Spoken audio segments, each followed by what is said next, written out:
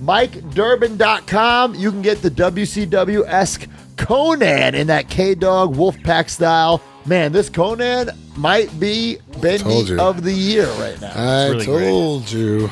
Yo. Let me speak on this. Mike Durbin Productions exclusive. The Conan, I was the most impressed with Conan, man. It's like undercover Bendy of the Year. It's a really nice figure. The do-rag is freaking awesome in person.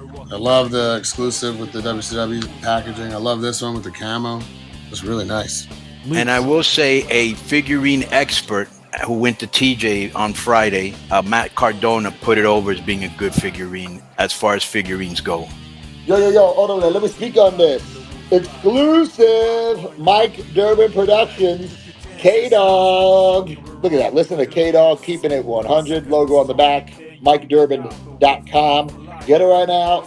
Low key might be Bendy of the Year. Go get it.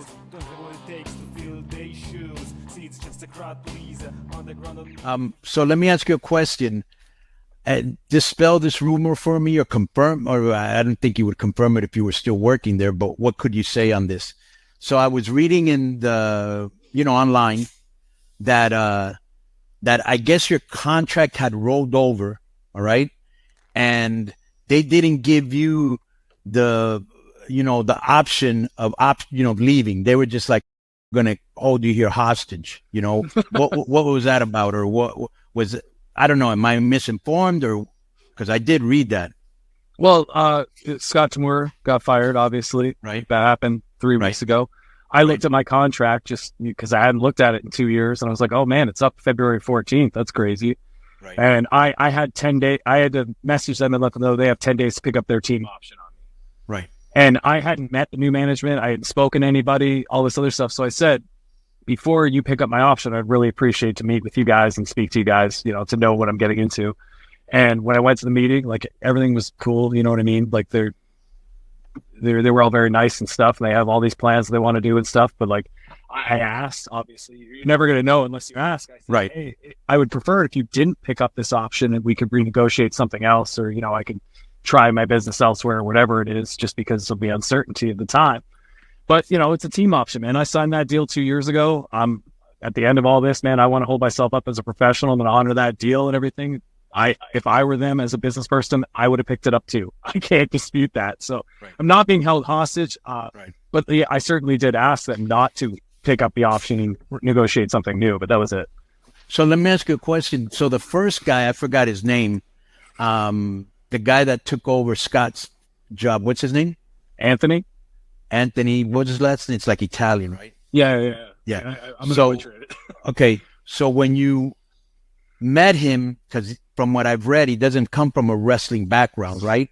When you met him, what was that convinced you that, all right, I want to stay here because this guy has a vision that I'm agreeing with? I mean, he had worked for The Score, which is a sports channel out here in Canada. He secured all the deals to have WWE programming on The Score.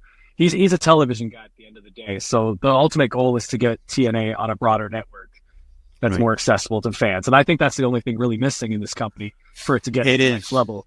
It is. That's what I always say. But the only problem that I have, Josh, is that, okay, the TV network that you're on is called Anthem, right? Access. Yeah. Access. But the owners are Anthem. Access. Yeah. Right. Access. That's right. Access TV. And, but would there be a day, because since they own the company, they want to have it on their network, would they be willing to bring it to a bigger platform? From all conversations I've had, I think we can all agree that that's the sole goal, to make this thing grow bigger and bigger, right? So, because you're a very well kept secret, the booking's good, they got good personalities, they got good going on, you know what I'm saying? But not that many people know about it. Like, I see every show because they send me those screeners. Yeah. No, the in-ring product, man, is second to none. Our PLEs, like our pay-per-views and stuff like that, you stack them up against any wrestling company in the world, they stand up, man. We all, in this locker room, we have a chip on our shoulder, man. We go out there, we try to show the world every single time that we can hang with anybody and everybody. So it's just getting it in front of more eyes. That's the only thing. And like, they communicated that in the meeting to me, and I couldn't agree more. So if that's the ultimate goal, I'm on board, man. I'm here for another year at least, and we'll see how things go. I'm certainly going to and keep doing the things I've been doing for the past 5 years, so that's not going to change. But Yo, what up? This is Conan, and I host Keeping It 100, my co-host, Disco Inferno, unfortunately.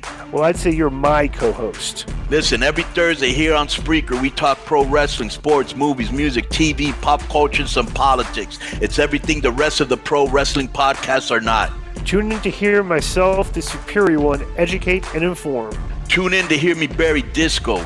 That's very disrespectful. Join us every Thursday on Spreaker and keep it 100. Boom!